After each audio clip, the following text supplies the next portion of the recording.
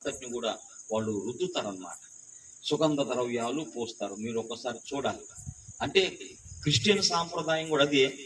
కాబట్టి ఇక్కడ కొంచెం నిర్లక్ష్యం మనోళ్ళకి, కానీ వాళ్ళకి అట్లా నిర్లక్ష్యం ఉండడానికి వీళ్ళు వాళ్ళు చాలా కేర్ఫుల్గా చేస్తారు. ఆ బాడీని మసీదు చేస్తారు, అక్కడ మొత్తం శుభ్రపరిచి సుగంధ ద్రవ్యాలన్నీ పూసి మరి చాలా ఘనంగా స్వర్గానికి పంపుతున్నాం. ఏమైనా ఎక్కడ పంపుతున్నాం మేము? మరి పరలోకానికి పంపుతున్నాం అన్న అవగాహన లోపలరా వాళ్ళు ఆనర్బుల్ అనమాట. అట్లా చనిపోయినప్పుడు ఘనంగా వాళ్ళని సమాధి కార్యక్రమానికి తీసుకెళ్తారు. అలాగనమాట యూదుల సాంప్రదాయం. ఒరిజినల్గా ఎవరి సాంప్రదాయం అంటే యూదుల సాంప్రదాయం. యూదులు అలాగూ చేస్తారన్నమాట. మరి చక్కగా సుగంధ ద్రవ్యాలు పూయాలని యేసు ప్రభు అలా ఉండడానికి వీల్లేదని స్త్రీలు ఏం చేశారంటే మరి సుగంధ ద్రవ్యములన్నీ కూడా తీసుకున్నారు. అత్తరు సుగంధ ద్రవ్యాలన్నీ కూడా కొనుక్కున్నారు ఆయన భౌతిక దేహానికి పూయాలనే ఉద్దేశం. అయితే ఏం జరిగింది పిల్లరా, వాళ్ళని చిత్తపరుచుకునేటప్పుడు కల్లా విశ్రాంతి దినం ఎంటర్ అయిపోయింది. కనుక విశ్రాంతి దినం ఎంటర్ అయింది కనుక మరి రేపు చేద్దాం ఆ పని అన్నట్లుగా పిల్లరా. మరి చూడండి, మనం చదువుకున్న 56వ వచనం మరొకసారి. తిరిగి వెళ్ళి సుగంధ ద్రవ్యములను పరిమళ తైలములను సిద్ధపరిచి ఆజ్ఞ చొప్పున విశ్రాంతి దినమున తీరికగా. అది సంగతి. అంటే యేసు ప్రభువుకి ఇలా ఈ చేద్దాం అనేటప్పుడు కల్లా ఈ విశ్రాంతి దినము సబ్బాత్ అనేది ఎంటర్ అయిపోయింది. ఇక ఆ దినము ఏమి చేయటానికి వీళ్ళు ఆజ్ఞ చొప్పున అన్ని కూడా ప్రిపేర్ చేసుకున్నారు, కానీ సిద్ధపరుచుకున్నారు. కానీ తీసుకెళ్ళి ఆయనకు పూయటానికి ఆజ్ఞ ఒప్పుకోదంట. ఏం ఒప్పుకోదు? ఆజ్ఞ ఒప్పుకోదు. ఎందుకంటే సబ్బాత్ విశ్రాంతి దినం ప్రవేశించింది, 7th డే వచ్చేసింది. కాబట్టి విశ్రాంతి దినం అనేది చాలా పరిశుద్ధంగా వాళ్ళు ఆచరిస్తారు. ఆజ్ఞ చొప్పున వారు ఎలా చేసి తీరికగా ఉండిరి. ఎట్లా ఉండగలిగారు? ఒక పక్క యేసు ప్రభు దేహం అలా ఉంచబడిందని తెలిసి కూడా పిల్లరా వాళ్ళు అలాగ ఎలా ఉండగలిగారు అంటే ఆ విషయంలో వాళ్ళకు ఉన్నటువంటి ఆ నమ్మకత్వం చాలా గొప్పదన్నమాట. విశ్రాంతి దినము అనే దాని విషయంలో ఇశ్రాయేలీయులు చాలా కేర్ఫుల్గా ఉంటారు. అసలు యేసు ప్రభు వారి మీద నేరారోపణలు ఎక్కువగా, యూదులు చేసిన నేరారోపణలు ఎక్కువగా ఏమిటి చెప్పండి? ఈయన దేవుని కుమారుడని చెప్పుకున్నాడు, రెండోది విశ్రాంతి దినాన్ని మీరుతున్నాడు. 2 నేరాలు యేసు ప్రభు మీద. ఒకటేమో దేవుని కుమారుడని చెప్పుకుంటున్నాడు, రెండోదేమో మరి దేవుడు ఆజ్ఞగా ఇచ్చినటువంటి విశ్రాంతి దినాన్ని ఏమో ఈయన తృణీకరిస్తున్నాడు, మీరుతున్నాడు. యేసు ప్రభు చేసిన అద్భుతాలన్నీ కూడా కావాలని విశ్రాంతి దినాన్ని చేశాడు. మీరు సువార్తలు జాగ్రత్తగా చదువుకుంటూ వస్తే విశ్రాంతి దినాన్ని చేస్తాడు. ఆ దినం ఎందుకు చేస్తావు ప్రభా? వేరొక దినం చేయొచ్చు కదా. ఆ దినమే చేయాలి, అందరూ కూడా గుర్తించాలి, గ్రహించాలి. అది ఆయన పట్టుదల. ఆ దినమే చేయాలి, ఇంకో దినం చేయకూడదు. ఎందుకంటే విశ్రాంతి దినం విషయమై వాళ్ళు అర్థం చేసుకోవాలి, గ్రహించాలి. విశ్రాంతి దినం అనేది గ్రహించాలి. ఎందుకంటే విశ్రాంతి దినం అనేది యేసు ప్రభువుకే ఒక గుర్తుగా ఉంది.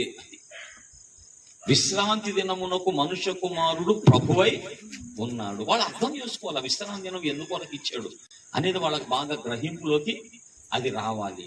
కనుక విశ్రాంతి దినం అనే దాన్ని ఇశ్రాయేలీయులు చాలా ఖచ్చితంగా పాటిస్తారు. ఒక దినాన్ని దేవుడు మాకు కేటాయించాడు, 10 ఆజ్ఞలు ఇస్తూ ఆ ఆజ్ఞలలో ఒక ఆజ్ఞ విశ్రాంతి దినం విషయమై. ఎక్కడున్న ఈ ఆజ్ఞలు?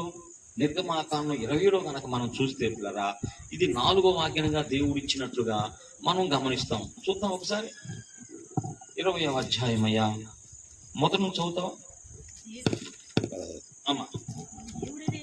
దేవుడైన యెహోవా ఈ ఆజ్ఞలన్నీ వివరించి చెప్పెను. దేవుడైన యెహోవాను నేనే దాసుల గృహమైన ఐగుప్తు దేశములో నుండి వెలుపలకి రప్పించి తిని, నేను తప్ప వేరొక దేవుడు ఉండకూడదు. పైన ఆకాశం అందే గాని, కింద భూమి అందే గాని, భూమి కింద నీళ్ల అందే గాని దేని రూపమునైనను చేసుకొనకూడదు, వాటికి సాగిలపడకూడదు, పూజింపకూడదు. ఏలయనగా రోషము గల దేవుడను నన్ను ద్వేషించు వారి విషయంలో రప్పించుచు అబ్బా నన్ను ప్రేమించి నా ఆజ్ఞలు గైకొను వారిని. ఎంత గొప్ప మాట చూడండి. నన్ను ప్రేమించి నా ఆజ్ఞలను గైకొనే వారికి 1000 తరాల వరకు దీవిస్తాడు. పిల్లలు నువ్వు అలాగుంటే నీ వెనుక 1000 తరాలను దేవుడు దీవిస్తాడు. ఎవరిని బట్టి? నిన్ను బట్టి. నన్ను బట్టి నా వెనక వస్తున్న 1000 తరాలను దేవుడు దీవిస్తాడు. ఎవరిని బట్టి అంటే నన్ను బట్టి. అతను నేను ప్రేమించి ఆయన ఆజ్ఞలను పాటించేవానిగా ఉంటే దేవుడు నా వెనక నా సంతానం అంతటిని కూడా దేవుడు జ్ఞాపకం చేసుకుంటాడు. దేవునికి స్తోత్రం. అది ప్రభువుని ప్రేమించడం వెనుకున్న ఆశీర్వాదం. అది చదవము. మీ దేవుడైన యెహోవా నామమును వ్యర్థముగా ఉచ్చరింపకూడదు. యెహోవా తన నామమును వ్యర్థముగా ఉచ్చరింపు వానిని నిర్దోషిగా ఎంచడం. అదుగో విశ్రాంతి దినమును పరిశుద్ధముగా ఆచరించుటకు జ్ఞాపకం చేసుకోండి. చెప్పాడు దేవుడు, ఆజ్ఞగా ఇచ్చాడు. విశ్రాంతి దినాన్ని పరిశుద్ధంగా ఆచరించడానికి జ్ఞాపకంలో పెట్టుకోండి. కనుక ఆ దినము వాళ్ళు చాలా, ఆ దేవుడు వారికి అనుగ్రహించిన దినాన్ని చాలా జాగ్రత్తగా కాపాడుకుంటారు. విశ్రాంతి దినాన్ని వారు గౌరవిస్తారు. విశ్రాంతి దినానికి వారు భయపడతారు. విశ్రాంతి దినాన్ని వారు ఘనపరుస్తారు. విశ్రాంతి దినాన్ని వారు ఘనపరుస్తారు. విశ్రాంతి దినాన్ని ఏం చేస్తారు? యేసు ప్రభువు పిల్లరా ఎక్కువగా ఆయన టీచింగ్ చేసిన సందర్భాలు కూడా ఎప్పుడో మీకు తెలుసా? మనం చదువుకోవాలి పిల్లలు. మన ప్రాణ ప్రియుని జీవిత చరిత్ర కంటే గొప్పదే ఉందయ్యా. అర్థం మనం ఇందులోకి రావాలి. అసలు ఇందులో ఒక మనుషులు గ్రంథాన్ని ఎక్కువగా ప్రేమించాలి. యేసయ్యను ప్రేమించాలి. యేసయ్య మనకి ఇచ్చిన గ్రంథాన్ని ప్రేమించాలి. ఏదన్నా మనకు అర్థం కాకపోతే పరిశుద్ధాత్మ దేవుడిని మనం అడగాలి. గ్రంథాన్ని బాగా మనం ప్రేమించాలి. యేసు ప్రభువు పిల్లరా ఆయన అద్భుతాలు ఎప్పుడు చేశాడంటే ఎక్కువగా విశ్రాంతి దినానే చేశాడు. రెండవది ఆయన టీచింగ్ ఎప్పుడు ఎక్కువగా బోధ చేశాడంటే విశ్రాంతి దినాన సమాజ మందిరంలోకి వెళ్ళి అంటాడు. ఎక్కడికి వెళ్ళాడు? సమాజ మందిరంలో విశ్రాంతి దినాన వెళ్ళాడు. విశ్రాంతి దినాన్ని ఎందుకు వెళ్తాడు? విశ్రాంతి దినాన ఇశ్రాయేలు ప్రజలందరూ కూడా ఏ పనులు చేయరు.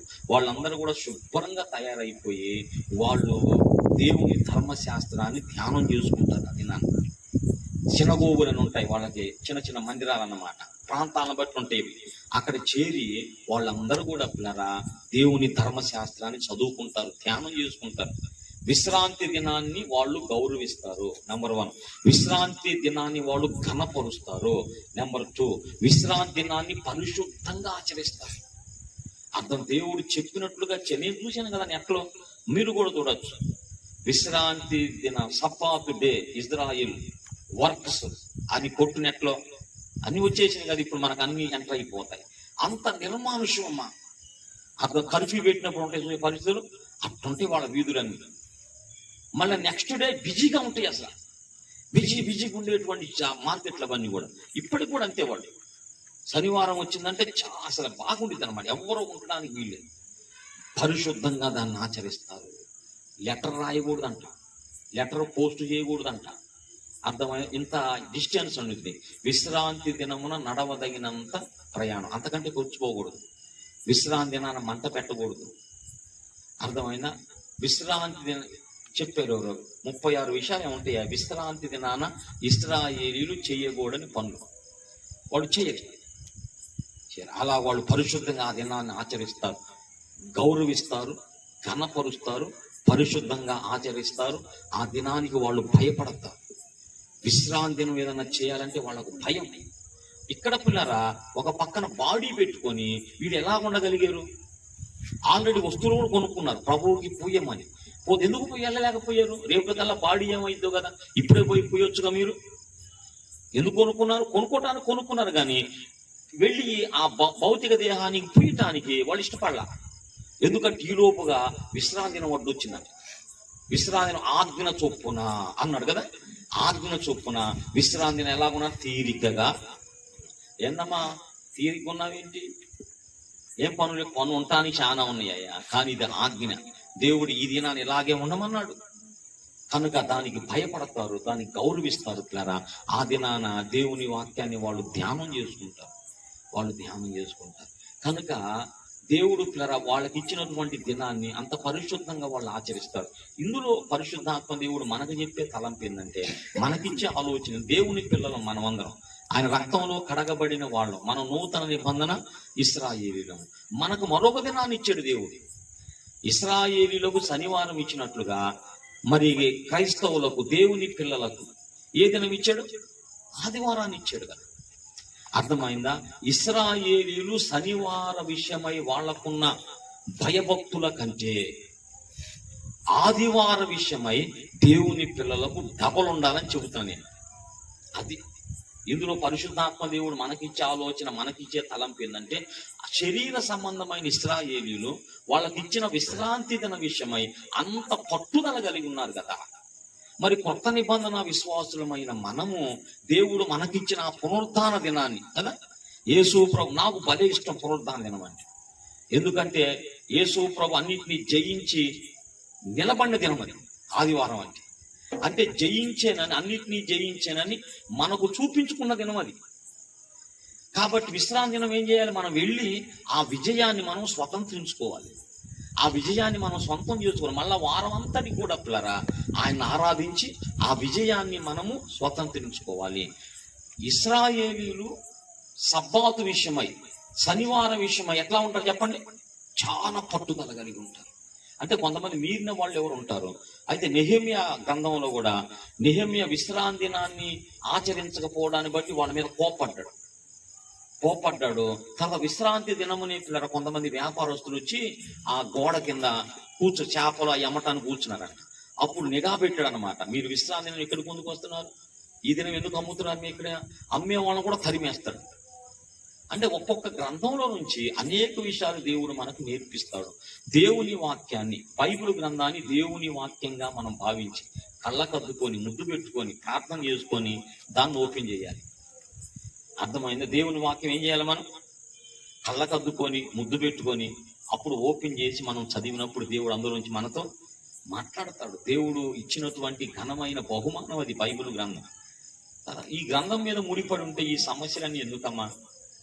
ఇట్లారా చాలా సింపుల్ విషయాలు అన్నమాట. అర్థమైందా? ఎంత దేవుని కృపను మనం పోగొట్టుకుంటాము.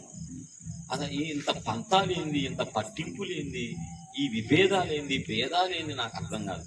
మనం ఆలోచించాలి. చాలా సింపుల్ విషయం అమ్మా. నేను ఆ మాట అననే లేదు అసలు. అదంత అబద్ధం. బైబుల్ నా చేతులు మీరు ఇవ్వట్లేదు అని నేను అనలేదు. ఆయన ఇస్తున్నాడు అని చెప్పాను. నేను అన్నదమ్మా. ఆ మాట సాక్ష్యం దేవుని దగ్గర. అది అబద్ధమైన మాట. అది లేనిపోయింది. అది దేవుని దగ్గర చెప్పుకోవాలి. అతను ఇస్తున్నాడు అన్న, నువ్వు ఇవ్వట్లేదని నేను నువ్వు ఇస్తున్నావు, నీ దగ్గర కూడా అది చెబుతాను విషయం. తర్వాత సాక్ష్యం కూడా చెప్పి ఎందుకు ఈ మాట చెప్పానంటే, ఇవి ఉండకూడదు. చిన్న చిన్న చిన్న విషయాలు కదా, చిన్న చిన్న విషయాలు. ఆత్మ గురించి మనం ఆలోచించాలి. మనం ఇవన్నీ ఇంపార్టెంట్ కాదు. కొంతమంది ఉన్నారు వాళ్ళ పరువు, వాళ్ళ ప్రతిష్ట నిలబెట్టుకోవటం కోసం ఏదో చేయదు. పరువు రాత్రి జరిగిన సంగతి చెప్పి లైవ్ ఆపేనా, మళ్ళీ అబ్బాయి లైవ్ పెట్టుకుంటున్నాడు. ఈ గందరగోళం అంతా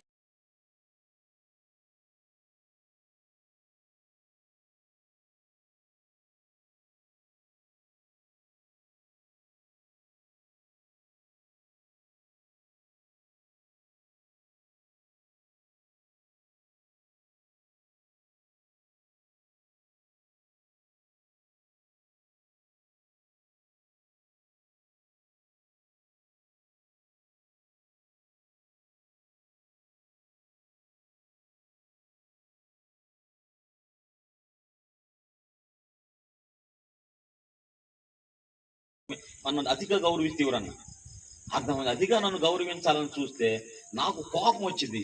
ఇదంతా ఎగస్టార్ అనమాట.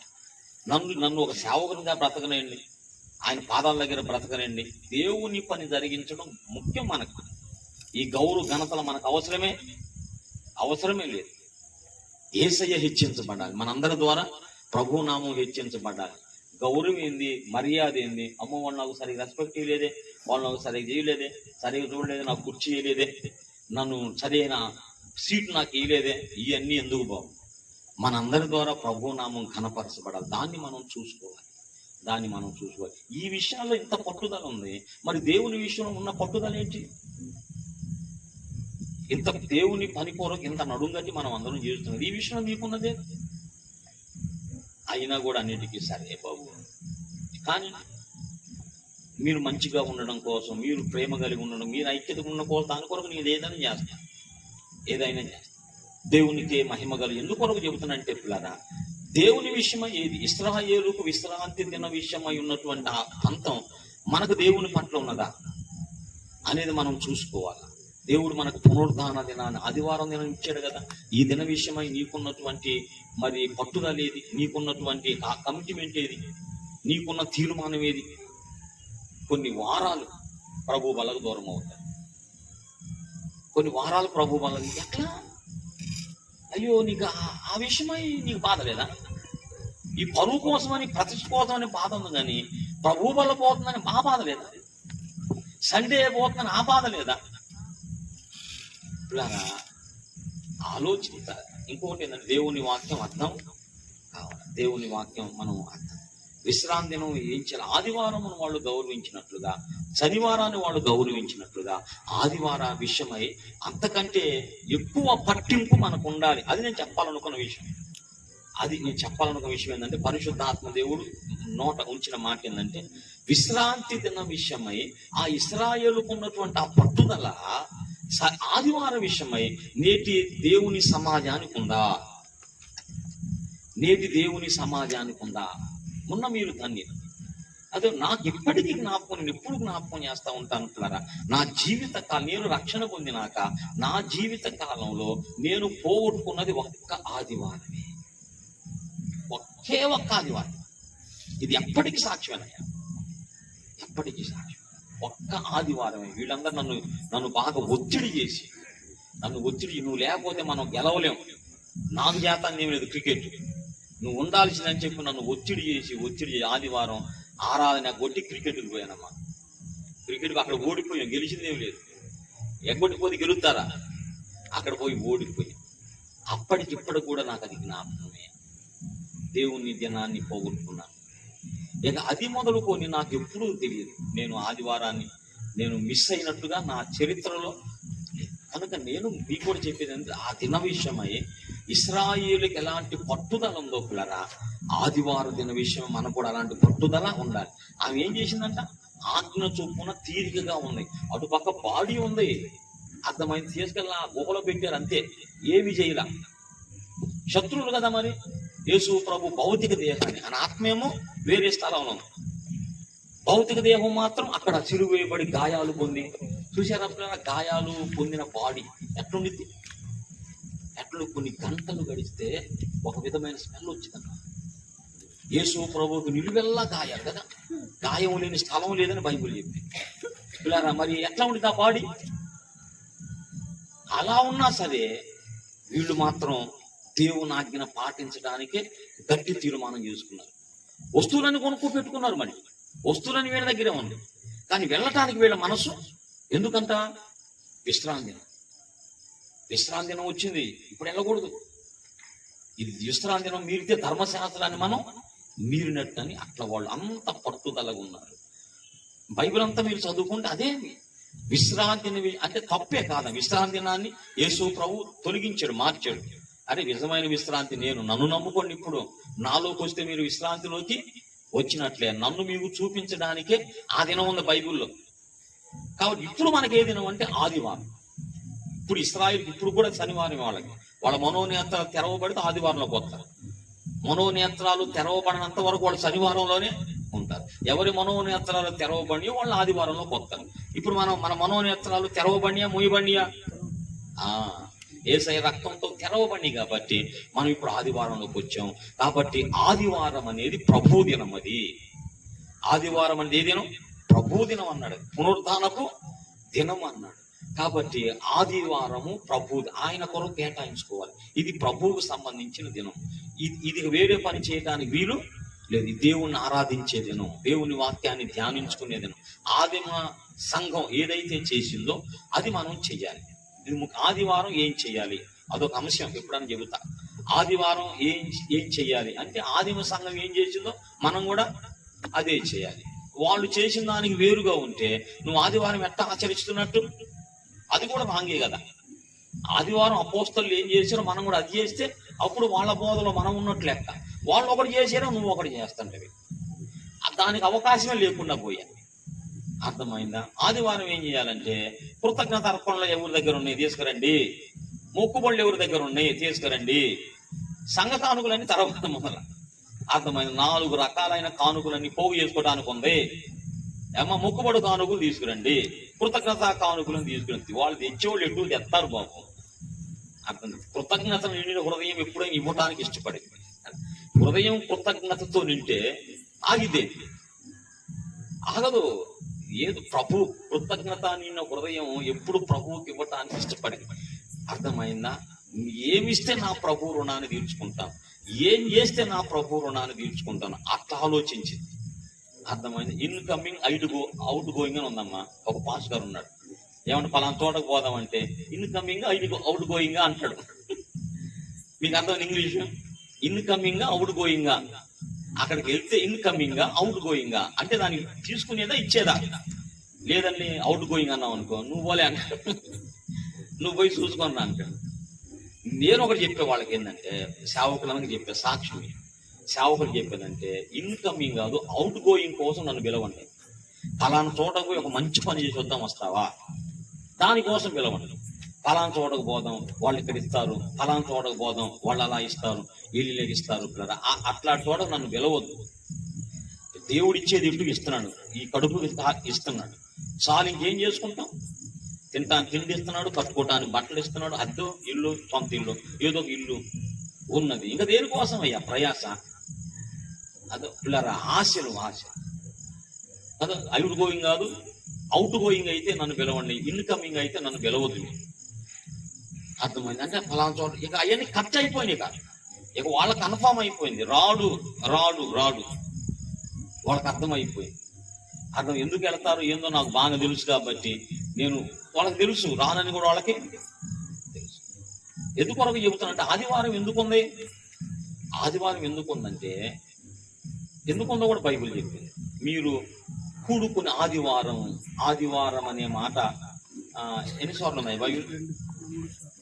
ఆదివారం అనే మాట మొదటి కొరింథీ పత్రిక 16లో ఆదివారం మీరు కూడినప్పుడు ఒరిజినల్ కొలది సందా పోగు చేయమన్నాడు. అది వివిధమైన కారణాలను బట్టి మనం వసూలు చేసుకోవాలి. కానుక సమర్పణ అది దేని కొరకు? దేవుని పరిచర్య కొరకు, పరిచర్య చేస్తున్న దేవుని సేవకుల కొరకు ఆ కానుక మనం పడతాం. అంటే ఆదివారం మనం ఏం చేయాలి అనేది మనం నేర్చుకోవాలి. ఆదివారమున ప్రభు నామాన కూడుకోవాలి, ప్రభువుని మనం ఆరాధించుకోవాలి. అది రాసే మనం బుక్కులు రాసే మనం ఆదివారం ఎందుకు, ప్రభు దినం ఎందుకు, ఆ దినం వెళ్ళి వాక్యాన్ని ధ్యానం చేసుకోవాలి.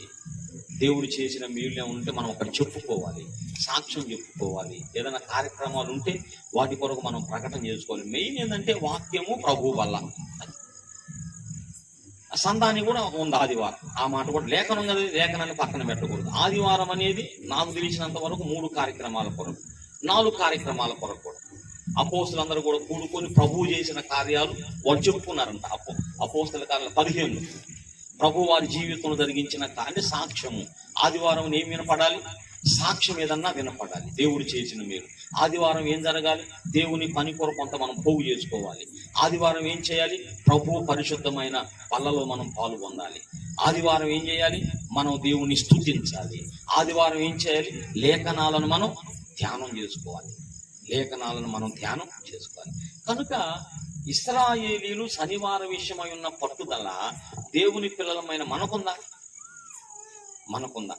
ఆదివారం విషయమై మనకు పట్టుదల ఉండాలా? ఈ దినం మేమేమి చెయ్యం, ఇది మా ప్రభు దినం, ఇది ప్రభు పునరుద్ధానుడైన దినం, ఇది మమ్మల్ని కూడుకోమన్న దినం ఇది. కనుక ఈ దినాన్ని మేము జాగ్రత్తగా మేము పాటించాలి. దీని కొరకు నువ్వు ఎంత ఆశ చూపించినా మేము లొంగం. దేవుని కొరకు నిలబడాలి. దేవుని కొరకు నువ్వు నిలబడితే నీ కోసం దేవుడు నిలబడతాడు. ఇంకొక మాట పరిశుద్ధాత్మ దేవుడు నా హృదయం నుంచిన మాట ఏంటంటే, నేను అనుభవిస్తూ చెబుతున్న మాట ఏమిటంటే, ఆదివారము దినమునే మిగిలిన దినాలన్నీ కూడా ఆధారపడి ఉన్నాయి.